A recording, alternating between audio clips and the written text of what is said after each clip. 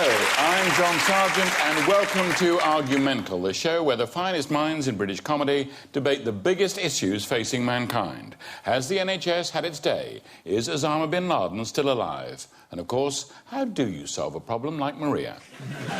Here to argue such hot topics and others like them are our teams. In the red corner, Captain Marcus Brigstocke and his special guest, Jason Byrne.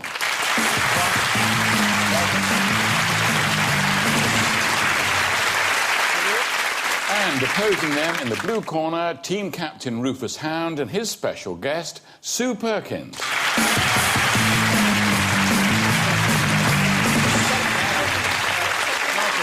OK, let's crack on with round one, where I ask the teams to tackle an important issue that's been keeping me awake at night. The internet, the time-wasting, porn-providing, glitter-snaring information superhighway of junk. Never has it been easier for us to buy fake Viagra or have our bank accounts emptied by a Nigerian fraudster. So, what I want the teams to argue about is this. The internet is making us stupid. Supporting the statement is Marcus Brigstocke. Boo! All right. Boo! Let's not begin this show with that level of hostility. It's not necessary, Hound. We all know you are a man who has spent a huge amount of time on the internet, mainly between the hours of 11 p.m. and 4 in the morning.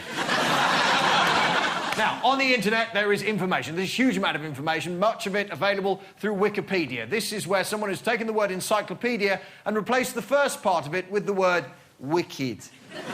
It's making us stupid, ladies and gentlemen. If you look up Wikipedia, on Wikipedia it says, I don't know, all words and shit, innit? Lots of people use the internet for looking at YouTube. What do we use it for? You know, do you get emails inviting you to look at an interesting lecture, someone explaining the Super Hadron Collider in Geneva? No. You get an email saying, you've got to check this out. It's a fat bloke on roller skates falling over. Brilliant. I got an email the other day inviting me to visit a website called ratemypoo.com. This is a site where you look at other people's poo and you give them scores out of 10. The internet is making us stupid. And if that's not evidence enough, Friends Reunited, OK? You leave school and then you spend 15 to 20 years trying to ignore the idiots that you had to spend time with there. You get an internet connection. Next thing you go, hello, do you want to be friends again with me? I'm the really strange kid that sat behind you and gobbed in your hair. Oh, yes, please.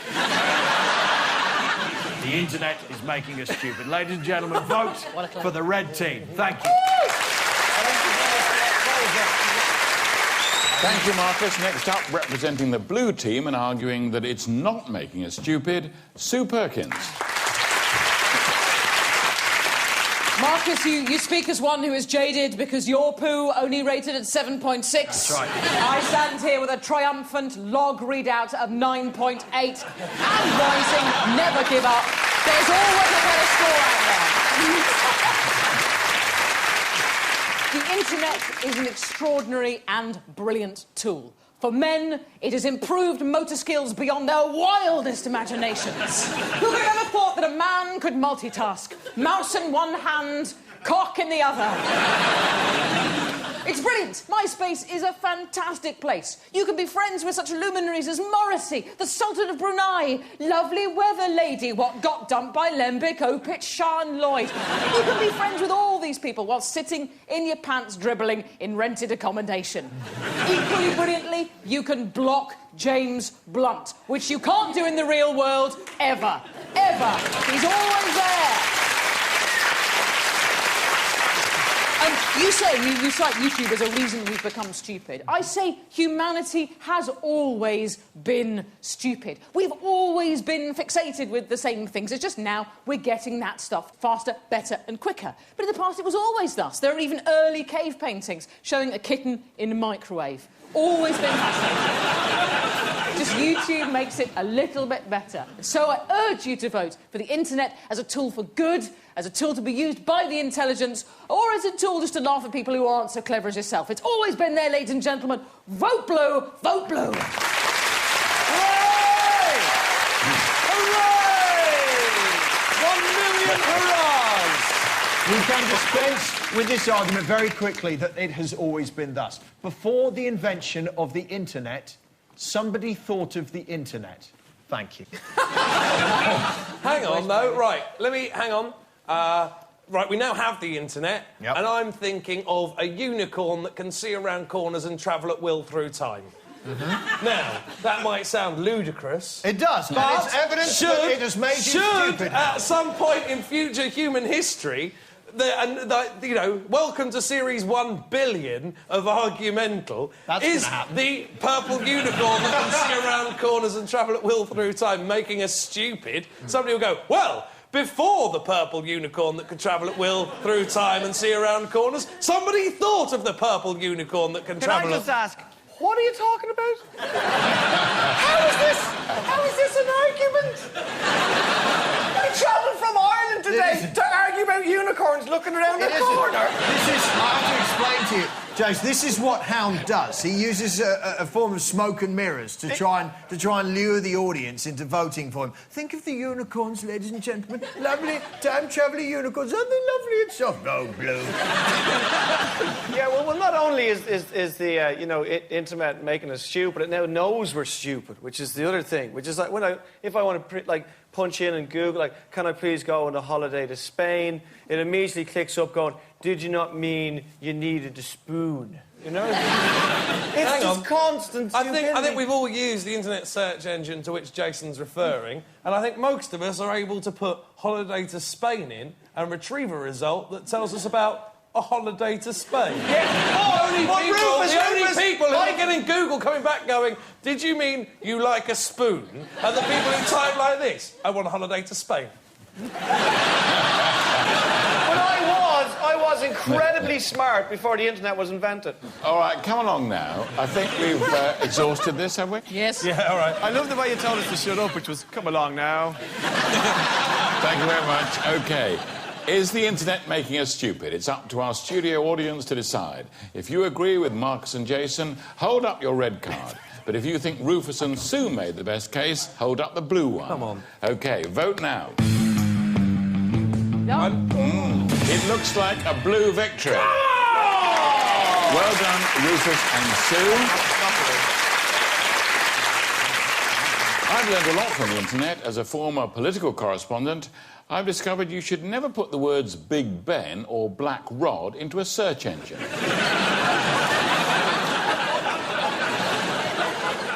Our next round is called Flip-Flop, where our teams have a go at arguing with themselves. I'll give a player a statement which they must argue for until they hear this sound. At which point, they must perform a U-turn and argue against it, then flip-flop their argument every time I press the buzzer. Rufus and Jason are in this one. Rufus, you're up first. I'd like you to start off by arguing that we should bring back capital punishment. We should bring back capital punishment. I think we all know there are people out there who our tax money is paying for to be kept in the lap of luxury, when actually we would rather see them dead. You're laughing. I'm serious. There are people out there who do horrible, horrible things to people we know, and yet we pay so that they can have breakfast, so that they can watch television. Wouldn't it be cheaper just to pay for that one bullet? No.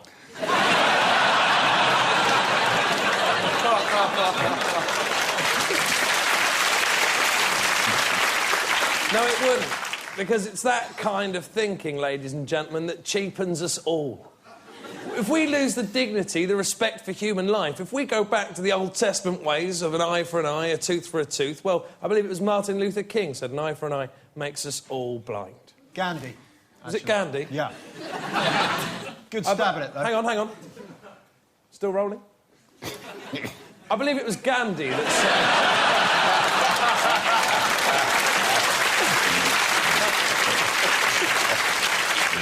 An eye for an eye makes us all blind. Of course we shouldn't bring back capital punishment. The only people who support capital punishment are people who vote Republican. Now, even in this country, we can see that they're probably right. But, you know, we were created to be put here by a loving God, a God that sent his only son to die for us. If even God is behind people dying for stuff, then why can't we just look at the big man and say to him, you're all right, God, because he doesn't exist.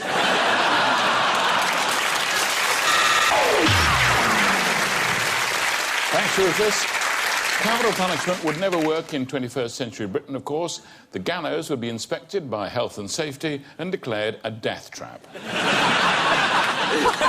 Right, OK, Jason, you're up next. I'd like you to begin arguing that people care too much about sport. OK. Go on, Jason. Go on, let's go. Jason. Yeah. Jason. I haven't even started! You just got a little something there. A little something? Yeah, you just got it there. Is that there now? Yeah, Is yeah, it you got fixed? it, you got it. Right, there we go. Great. No, it's still there. Carry on, sorry, don't let me get in your way. No, it's OK. Wait a minute. I have a wife in my head. Enough, all right? That's why I should have just continued. I was ready for something like that. There's something in the back of your head.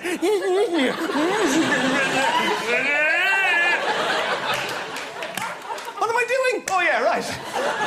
People care too much about sports, especially sportsmen, OK? And sports people. People who train for sports. What is the point in training for sports? It is pointless. Like, God, what can you do? I can throw a stick from here over to there. Oh, really? And how many years did you train? 7 years I've been training to throw a stick from there to there.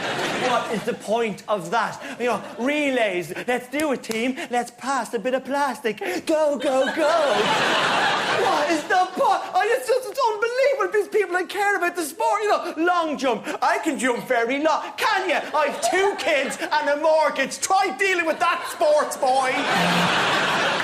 On the other hand, not caring about sport is something that's really big thing. And it's a good thing. I mean, Usain Bolt, he doesn't care about sport. He doesn't care at all. He just took the piss in the Olympics. He just arrived up 100 metres, 200 metres, relay. He won them all. Just run up 200 metres. An American who cared about sport. Oh, comes Usain Bolt beside him. How are you? You're liking the day? It's a nice day. I don't care about sport. Do you know where I'm from? Jamaica. That's where I'm from. You know what? I forgot something at the start. I'm going to go back down here and just get it. Oh, no, I'm back. But, you know, he should have cared. He should have cared because he won all those medals for Jamaica, which is a brilliant sporting country, which shouldn't care. This is now getting difficult. I'm fine. I'm okay. Which you should not caring about sports. Yes, that's right. What? You need to care about sports because there's people with no feet.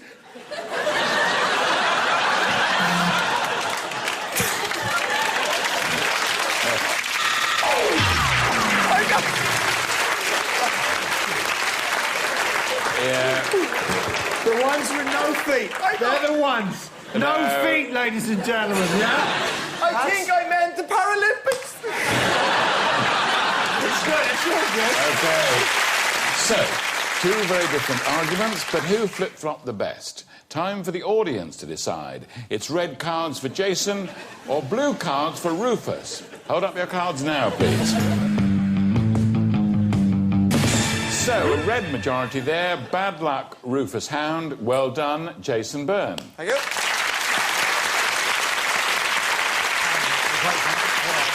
After the break, we'll be asking if it's easier being a woman and if Peter Andre is the luckiest man in the world. Don't go away.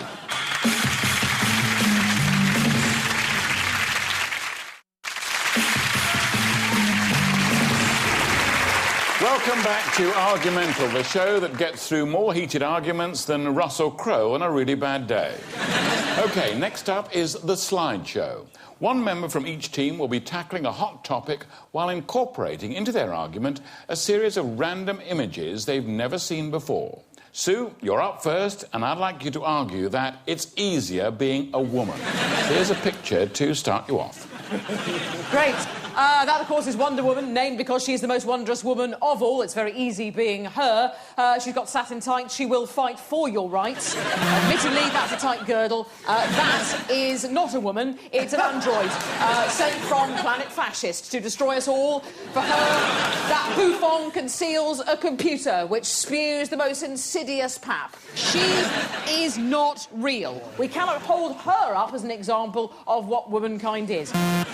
There's a good woman. woman, you see. It's easy being her because she knows to make a call, you go into a telephone box. Unlike the man there who decided a more elaborate way of getting through to people, which is to hurdle on top of the box, to put a cone on his head, to try in some weird way attract some strange waves in order to tell his mate he's so drunk he's vomited onto his own nipples.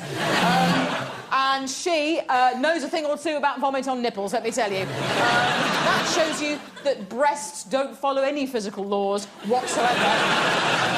It's like she's permanently in a jacuzzi or a hot tub and they're just bubbling, frothing underneath her chin.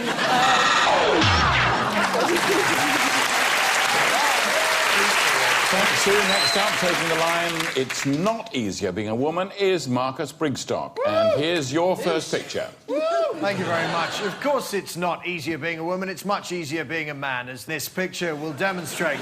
You get ready to go out, you slip on a DJ, and your grandmother...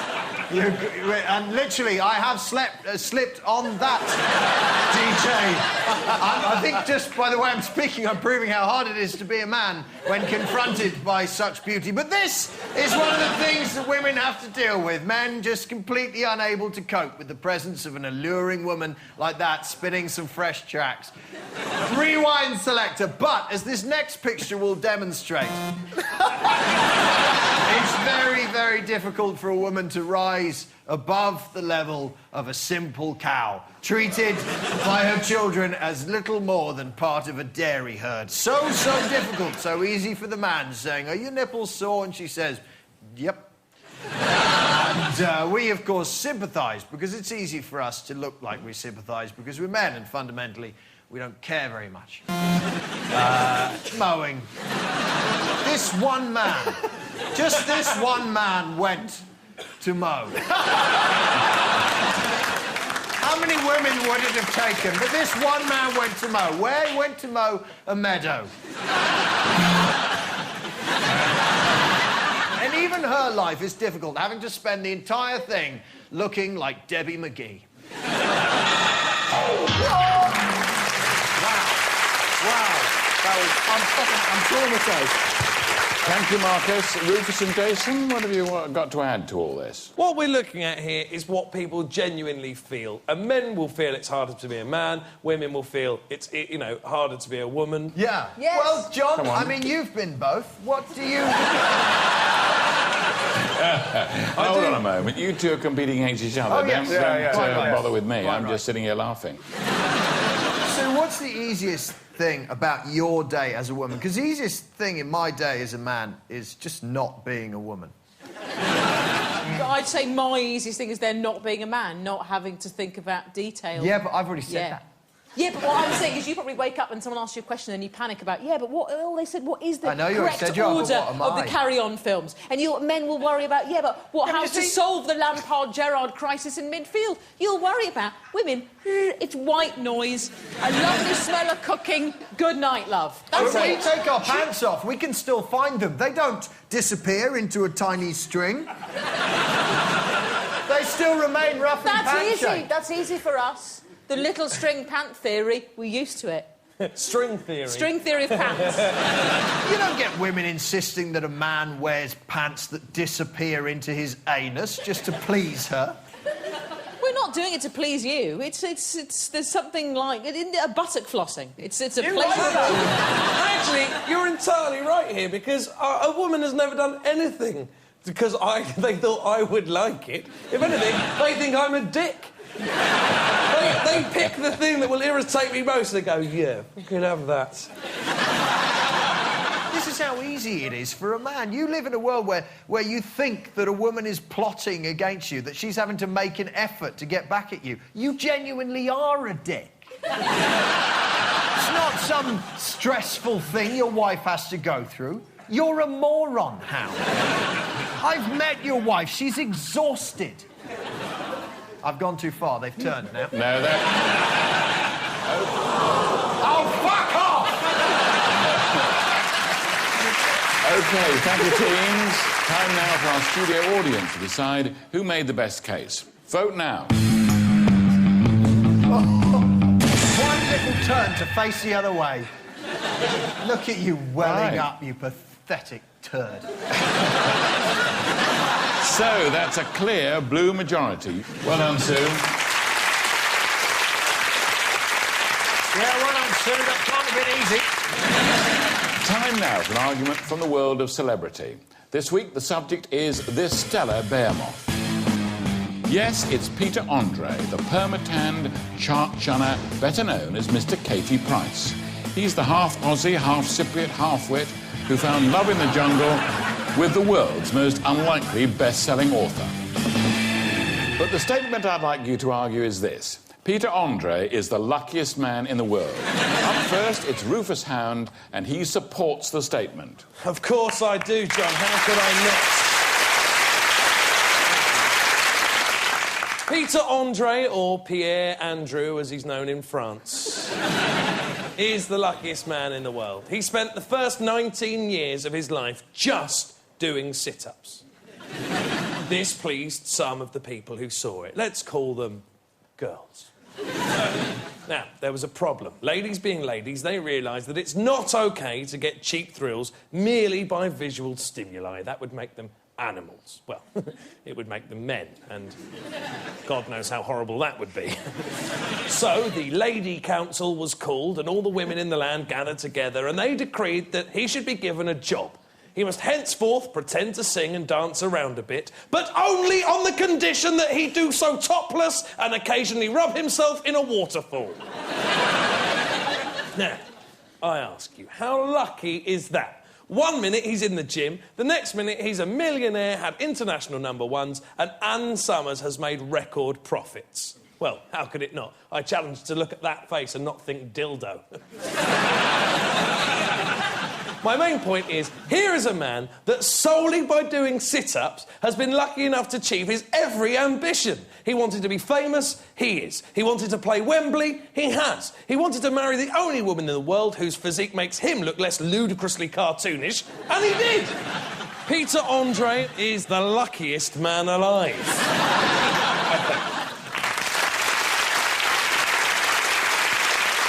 OK, now opposing Rufus, it's Jason Byrne. Jason? Yeah, thank you.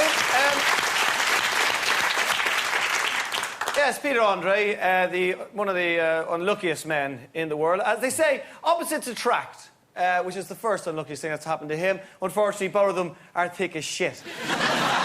Also, the main thing what's unlucky about this guy is he's allergic to silicone. Nobody knew that apart from him. The man has no fun in bed whatsoever. He's allergic to pink as well. He's an amazing unlucky man. He can't go to a Willy Wonka chocolate factory convention because he'll lose his wife among masses of Oompa Loompas that are in the same room.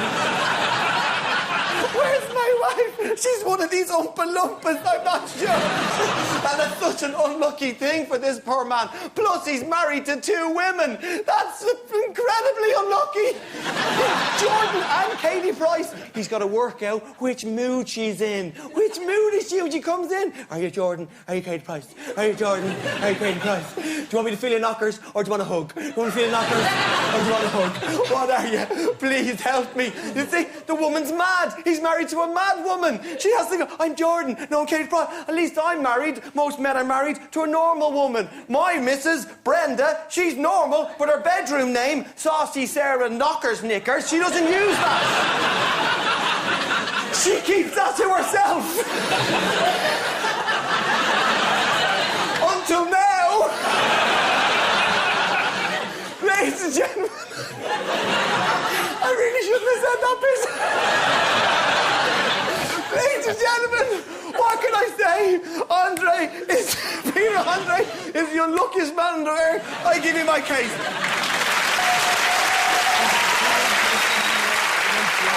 Thanks, Jason. Marcus and Sue, what have you got to say to add to all this? Peter Andre cannot be the luckiest man in the world. He cannot be. First, I'm luckier than Peter Andre. I have never been in the same room as Peter Andre. That makes me luckier automatically. But you have been in the same room as Anne Widdecombe. I would take the company of Widdicombe over that homunculus... Shame on you. No, you Shame on wouldn't. you. You absolute liar, Brigstocke. I call you out. You're telling me I give you a corridor with 2 doors, one marked Andre, one marked Widdicombe, and you think, time to blue up. You know what I would do? I would go and see Widdicombe, and when I'd finished, I'd go and talk to Anne Robinson. Rather than spend time with that homunculus freak. And that's why he is the luckiest man.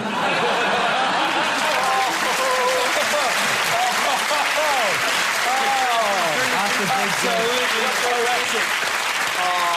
Take the vote, Sarge. Take the votes.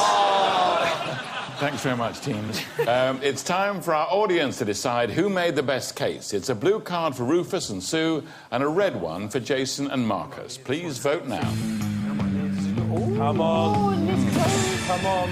So, a victory for the blue team.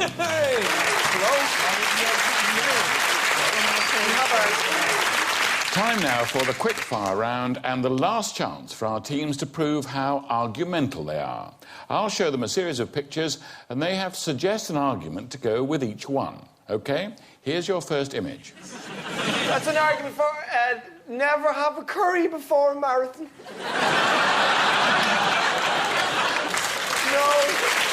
I think that's an argument against the Weston-super-Mare Pier Dash. However, it is an argument for the mankini, which looks excellent in all conditions. It really does. Especially when you soak it in flambar. Let's have another picture. Hello, Dad. I think that's an argument for finding a new host for The Weakest Link. If she can't be bothered to walk there...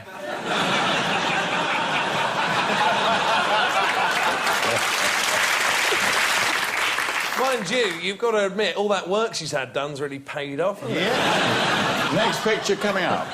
I think that's an argument for eugenics.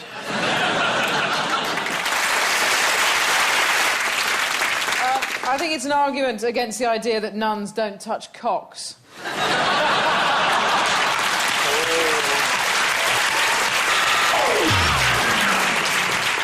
OK, that's it. So, for the final time, it's down to our studio audience to decide who's been the most argumental. Red for Marcus and Jason, and blue for Rufus and Sue. Vote now. So I can tell you, the red team have won the round. Yes, that's what I'm talking about.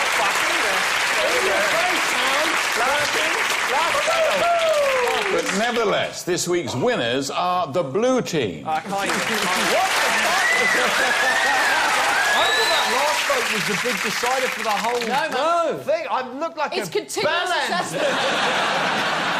The only point we got, you scored for. I'm on your team. I sucked balls. You were awesome. Fuck you, Hound. OK, well done, Rufus Hound and Sue Perkins. Commiserations to Marcus Brigstocke and Jason Byrne. That's all we've got time for. Good night.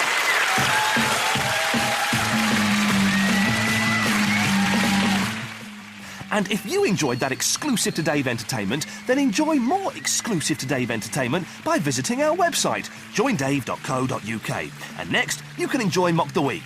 Enjoy.